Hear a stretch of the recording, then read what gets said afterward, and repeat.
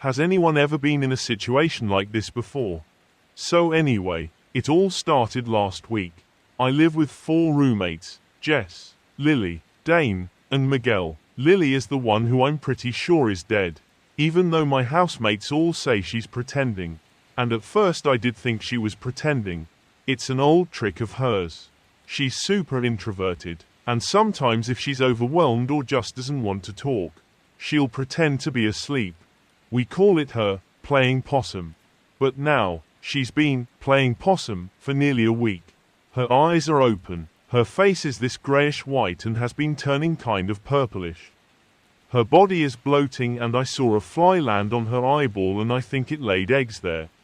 She hasn't changed out of her panda onesie since she started playing possum last Monday.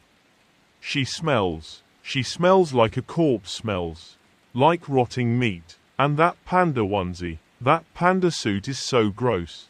I'm pretty sure she died in it last Monday and everyone is just in some kind of denial. But does that even make sense? I mean, how is it 3 other people are all saying she's alive and that I'm delusional? Is it just some bizarre social experiment? I keep waiting for some reality TV host to pop out from behind the potted plant and a hidden audience to start laughing or clapping. I feel like I'm coming unglued from reality. I'm sitting on the sofa as I write this, by the way. Sitting here, looking across the TV room at Lily, who is propped up in the same chair she died in. Eyes wide open, flesh bloated and lips purplish and skin just. I think she's going to start leaking into that chair. But let me rewind us to last Sunday. Sunday is when we hit the old lady's cat. It wasn't on purpose. We'd all had a bit too much to drink. And I was driving, and Dane was in the passenger seat. And Jess and Miguel and Lily were in the back. And the cat, it just freaking raced out into the road. Solid black. And then there was a thump. My stomach flipped. And then this old woman came out of her house and saw her cat had been hit and screamed and screamed. Lily told her she should have kept her cat inside, not let it wander near a busy road. Anyway, long story short, I think that lady was a witch and hexed us for killing her cat. More specifically, I think she hexed Lily. I mean, I don't think. I know, because the woman said some words in a strange language and we all called her crazy and drove home. So that was Sunday night. Come Monday, when I came out for breakfast, I was up early, as usual. The only other person out in her chair in the living room was Lily, bundled up in her panda onesie. I said good morning, but she had a 1,000-yard stare. I figured she just wanted to be left alone and didn't think anything more of it until I got home from work in the afternoon. Lily was still in the chair. Same exact pose. Still in her panda onesie. I asked if she was all right. Miguel was playing a video game and he answered for her. Said Lily was sick and had stayed home from classes. I hope you feel better. I told Lily. She didn't respond. Lily, I said. She didn't respond. Hey, Lily, I said that I hope. Chill, just leave her alone, snapped Miguel, who seemed annoyed because I was interrupting his game. I thought it was weird, but I let it go because he was acting so normal. But at dinner she was still in her chair in the same pose and hadn't moved. I tried talking to Jess, who told me, she'll be fine, it's just a cold. This behavior went on for days. And anytime I tried to ask any of my roommates if Lily was okay, they would act like I was the crazy one. I tried to point out she hadn't changed out of her onesie and was told to quit being an asshole. She's sick, let her be. At one point I was staring at her from the sofa, trying to catch her blinking, and Jess yelled at me and told me to stop being such a creep. That I was weirding Lily out. They even put up a big cushion in front of her to block her from having to see me, which she clearly couldn't because she was by this point 3 days dead. I assumed once the rotting set in that they would notice, but they just pretended all the harder.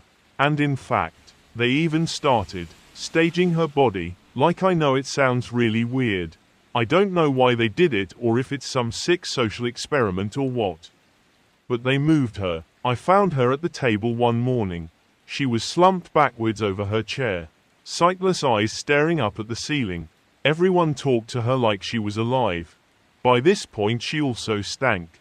I mean, to the point I even noticed Miguel and Dane kind of surreptitiously keeping their distance and breathing through their mouths, not their noses, around her.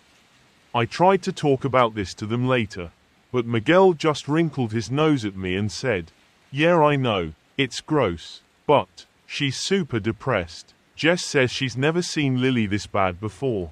She's mad upset about that cat. Just let her be. We gotta let her work through this. She'll come out of it. Until then, things like showering and getting out of bed are really hard for her." I almost told him, yes, those things would be hard for a dead person to do. But I didn't. Honestly, I didn't know how to respond. I finally managed to say, "Dude, I think she's rotting in that panda suit." He chuckled and shook his head and said, "Come on, don't be an asshole." I finally did what I should have done from the beginning and called the police. I said I wanted a wellness check on Lily. My roommates tried to send him away, but I came downstairs and insisted and pointed to the corpse in the panda costume in the chair by the television. That chair was really gross by now, and the cops went over to examine her, and I really believed, really and truly, that we were all about to be arrested for having a dead girl rotting in our living room, congealing into that chair, but they pretended she was alive. The same as my roommates kept doing. She never spoke a word in answer to them. Never moved. Later Jess took me aside and told me my actions were uncalled for and that all I did was make things worse for Lily. So now I'm not sure what to do. It's been several more days since I wrote the above stuff, and as you can imagine, her body became severely decomposed. Also, I confronted my roommates. We got into a huge fight. I told them that clearly the witch's hex had done something to Lily. That it was blinding them and we were all living with a dead girl. They looked shaken after I pointed out the smell. The way Lily wasn't eating, was literally rotting. They told me they thought I was seeing things. But the entire house reeked of death. None of us could stand it. We could all smell it. I heard Miguel and Dane whisper about the smell later, but they clamped up at a death glare from Jess. So I finally decided to take action. Last night, I bundled up the corpse in the panda suit and drove it out to the woods.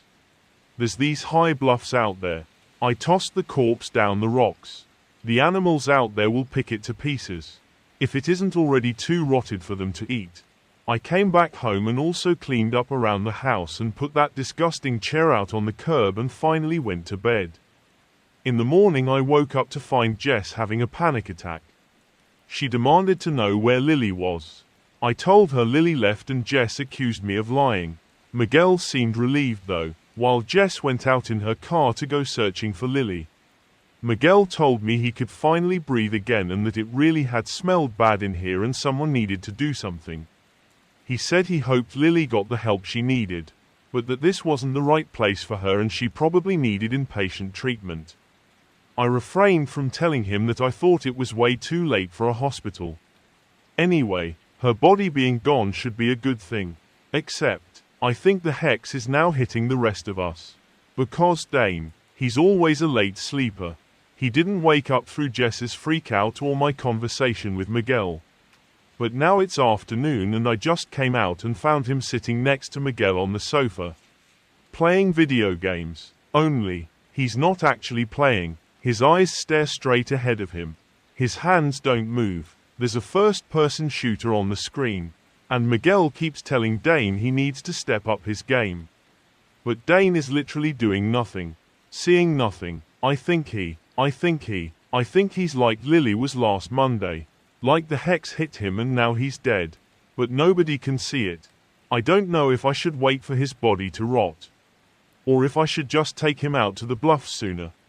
If this plays out the same way, Miguel won't stop pretending Dane is just fine. Jess will come home and also believe that he's still alive. Even the police will believe it. Why am I the one the hex didn't hit? Why am I the only one who can see that they're dead? I stared at the aisle end cap display of glittery, disco ball, letters. Someone had lovingly rearranged the letters to spell out BOOBS, DICK, FUCK, One word per shelf. In that order, like they purposely made them go from less obscene to more obscene. The only shelf they didn't touch was the one that was half covered by the advertisement that read 50% off disco letters. It wasn't worth the effort, I guess, if no one was going to see it. Teenagers, I growled under my breath. I didn't want to sound curmudgeon-y, but damn. It was 15 minutes till closing, and I had a family to get home to. A little girl who stayed up past her bedtime just to hug me goodnight. When you're young, everything's so fucking funny. They never think of the consequences. I rearranged the letters, grumbling all the while. Then I walked away, muttering curses to myself, pushing the dust mop over the aisle floor. I was the only one in the store, and this had to get done before I closed up, or I'd be yelled at. We had a militaristic boss who checked the security camera tapes like a psycho. When I went into aisle 32, however, there was another one, flaccid. Okay, I had to give them points for creativity on this one. We'd mostly sold out of these oversized gold party letters. There were only 10 left. It took a lot of creativity to form an obscene word out of 10 letters. Kudos. Honestly, I re-scrambled the letters and continued through the store. When I got to aisle 44, however, where we keep the wooden paintables, like birdhouses and the like, someone had rearranged the wooden letters into words. Just one word, not obscene. Help. I froze, staring at the letters. Well, that was disconcerting. That had to be another joke. Right, trying to give someone a scare. Well, they succeeded. I glanced around the store, and even crouched to check the space under the aisle shelves. No one was there. Of course.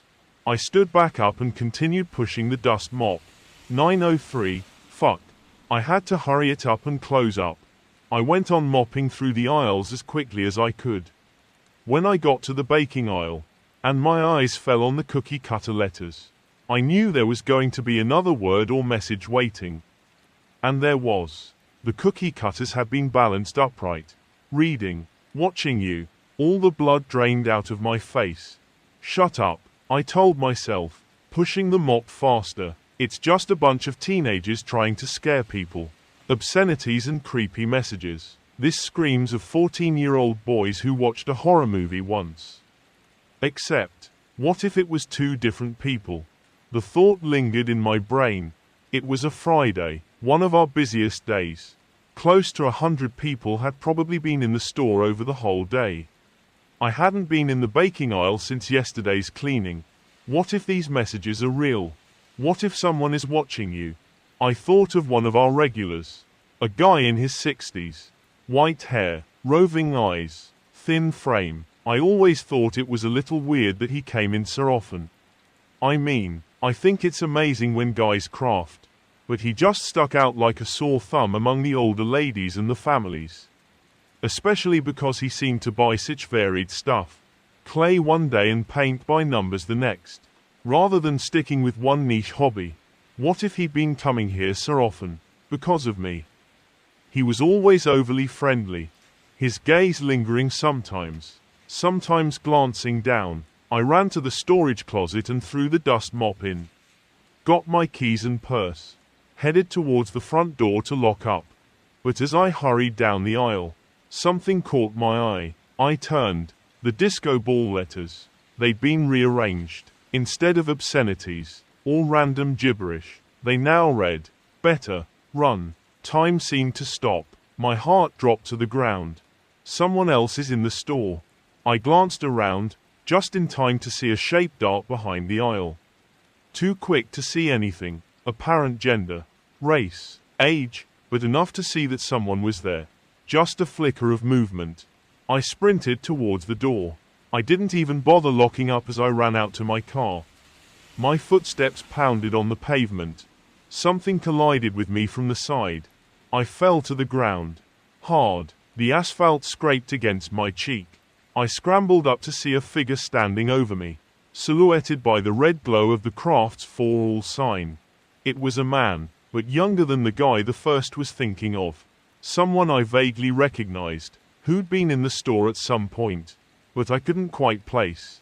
Got you, he growled, his throat gravelly. I scrambled up, stood there, frozen, staring at him, locked in a stalemate. Then I dashed around the other side of the car, dove in, and hit the locks.